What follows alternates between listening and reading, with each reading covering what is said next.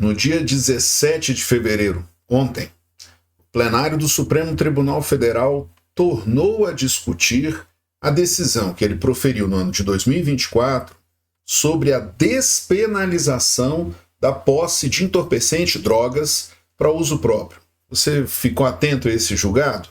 Embora o tribunal não tenha acolhido os embargos de declaração que foram opostos tanto pelo Ministério Público do Estado de São Paulo como também pela Defensoria Pública do Estado, o tribunal deu importantes lições sobre esse tema. Vem aqui comigo conversar sobre esse tema agora.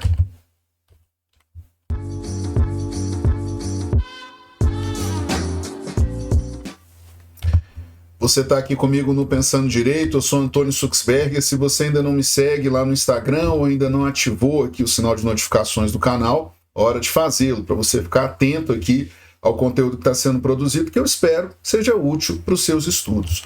Vamos conversar sobre um julgamento muito interessante que aconteceu, foi concluído no dia 17 de fevereiro, em que o Supremo tornou a apreciar o recurso extraordinário 635.659.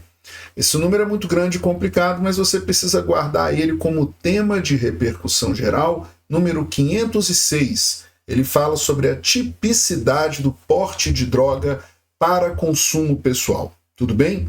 E é muito interessante esse julgado, porque o Supremo, ao apreciar 2 embargos de declaração, ele acabou tornando a apreciar essa matéria, olha que interessante, ainda que não acolhendo esses embargos. É interessante anotar isso. Muitas vezes o tribunal dá lições, mesmo quando não dá provimento aos recursos que provocam essa manifestação jurisdicional. Primeiro ponto, é importante a gente revisitar essa decisão que foi proferida ano passado. O Supremo ele lançou 8 teses desse julgamento, afirmando que não comete infração penal, ou seja, retirando ali o caráter criminalizante da posse de entorpecente de uso próprio, estabelecendo que as sanções então mencionadas no artigo 28 da Lei de Drogas, que é a que trata da posse de entorpecente para uso próprio, deveriam ser aplicadas num procedimento de natureza não penal. O tribunal lança ao CNJ esse papel de regulamentar o que teria sido a lição do tribunal nesse tema, e a partir disso foram vários os temas e polêmicas trazidos a partir desse julgamento. Não são poucos, são 8 teses, para além dessas 4 teses que eu estou aqui exibindo, igualmente as 4 subsequentes, e hoje vai nos interessar especificamente 2 pontos desse debate. O primeiro ponto desse debate diz respeito aos embargos que o Ministério Público do Estado de São Paulo opôs nesse julgamento. E por que houve a oposição desses embargos?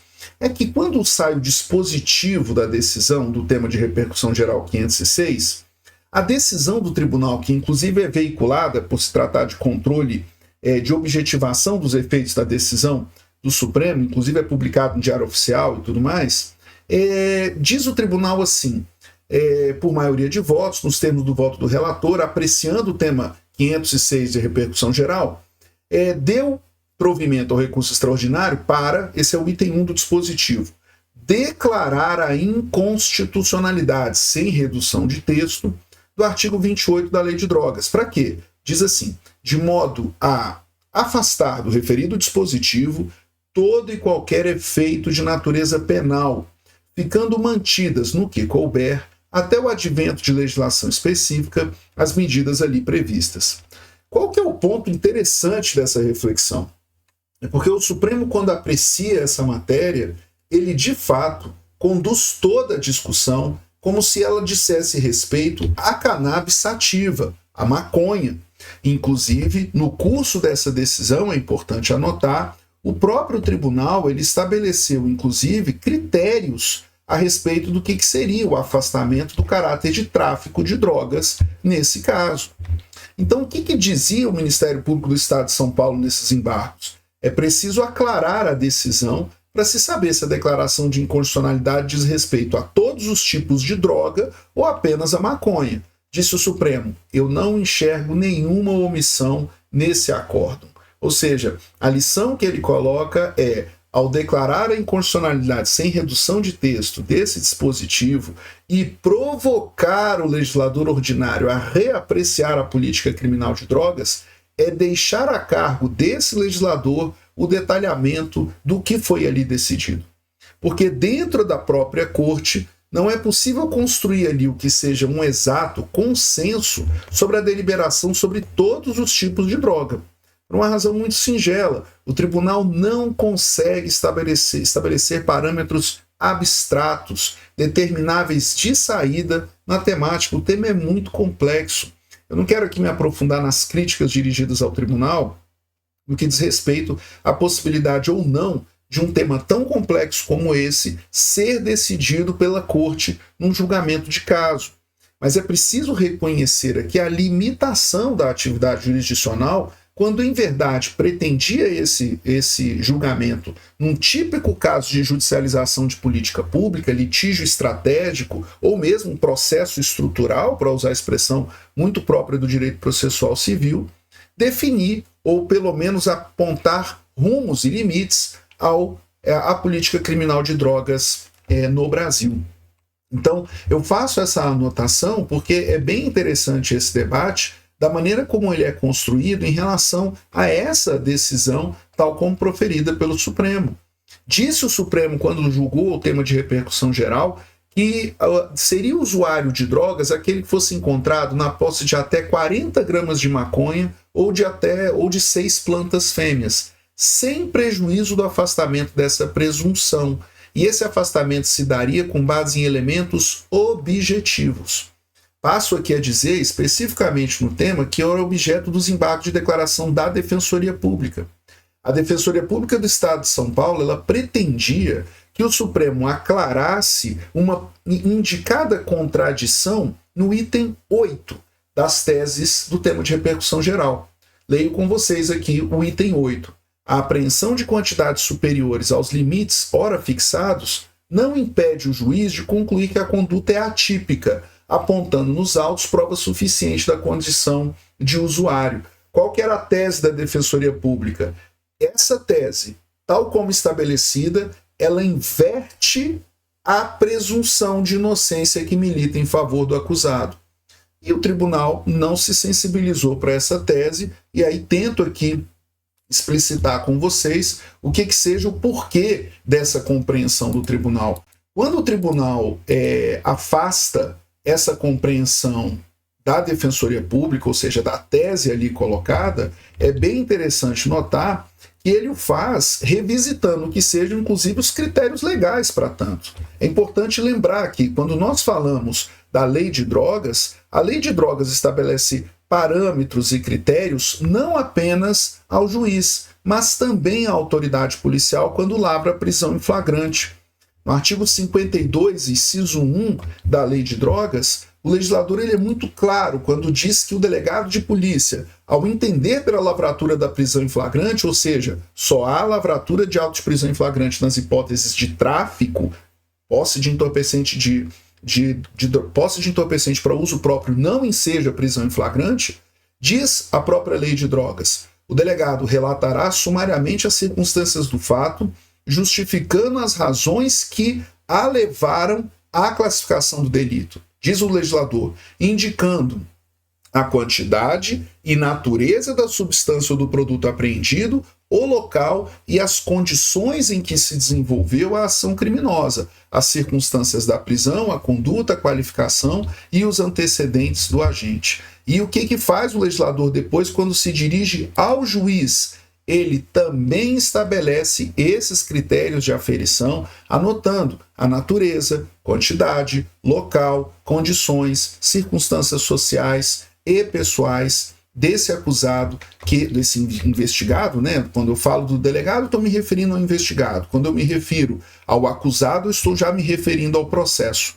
Então, o que faz o legislador é estabelecer minimamente essa sorte de fixação de critérios para que o julgador não tenha, e também seria impossível fazê-lo, uma definição objetiva ou a priorística do que seja a figura de tráfico ou da posse de entorpecente para uso próprio. É possível você ter figura de tráfico com apreensão de poucas drogas. É possível você ter uma apreensão de quantidade considerável de drogas, ainda que seja para uso próprio. As circunstâncias, o local, as condições é que vão, de fato, permitir o aclaramento disso. Imaginemos aqui, apenas de maneira ilustrativa, uma situação em que o sujeito se encontre, por exemplo, num momento de ingresso.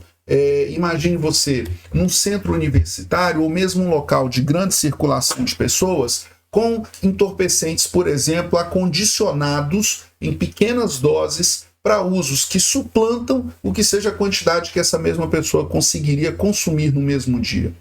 Ou uma situação muito diferente em que o sujeito seja colhido com uma quantidade considerável de drogas, mas acondicionada dentro da sua própria residência, em que ele afirma que aquela droga ali se destinava ao seu próprio uso. Em que não seja, por exemplo, colhido outros apetrechos ou acessórios que se destinem à difusão ou mesmo mercancia de drogas. Como eu disse, embora o Supremo tenha dado um importante passo e um sinal muito claro sobre o que seja uma pretensão de despenalização das situações de drogas de pequena monta, ou mesmo um aceno ao que seja um tratamento não penal à figura do usuário e daquele que porta substância entorpecente para uso próprio, como se percebe, esses critérios não são exatamente definíveis de maneira fechada, chapada ou de maneira absoluta. Então, diferentemente do que afirmava a tese dos embargos da Defensoria Pública, em que haveria ali uma inversão do ônus da prova, o que o tribunal fez nada mais foi do que restabelecer, ou reafirmar, melhor dizendo, os próprios critérios da lei quando estabelecem essa possibilidade de conclusão, seja da autoridade policial, o próprio Ministério Público, igualmente na oferta da ação penal, da sua opinião delicti, ou mesmo do juiz no julgamento de caso, que precisa olhar o caso concreto para fazer a conclusão sobre o tráfico ou a posse de entorpecente para uso próprio.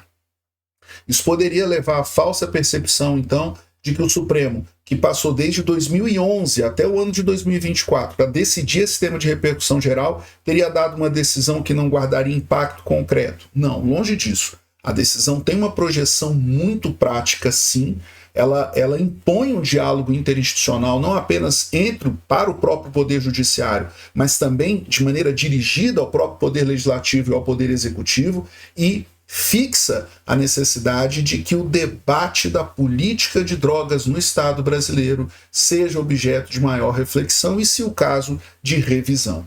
Em síntese, o que a gente teve aqui no dia 17 de fevereiro foi o Supremo reafirmando os critérios legais que permitem reconhecer, no caso concreto, em que pese a presunção estabelecida no julgamento quanto quantitativo, especialmente da substância maconha, para que se entenda que a pessoa não se encontra em situação de tráfico, é que, fundamentadamente, naquele caso concreto, usando os critérios legais, a autoridade policial do artigo 52, no inciso 1, e ao juiz no julgamento da causa, nos termos do parágrafo 2º do artigo 28, o que seja a compreensão daquele agente que se encontra na posse de entorpecente para a fixação do tráfico de drogas ou da posse para uso próprio. Tudo bem? Tema bastante complexo. Se você tiver interesse que eu comente de novo, que eu revisite esse julgamento da repercussão geral, deixa seu comentário aqui, que é muito importante ter esse feedback de você. Eu vou ficando por aqui, mais uma vez, anoto aqui, se você ainda não se inscreveu, ou se você puder deixar o seu like no canal, isso permite que esse conteúdo circule aqui no YouTube e, enfim, permita que outras pessoas igualmente alcancem esse conteúdo e estudem pensando direito. Eu fico por aqui, um grande abraço, espero você na breve e próxima postagem. Até mais.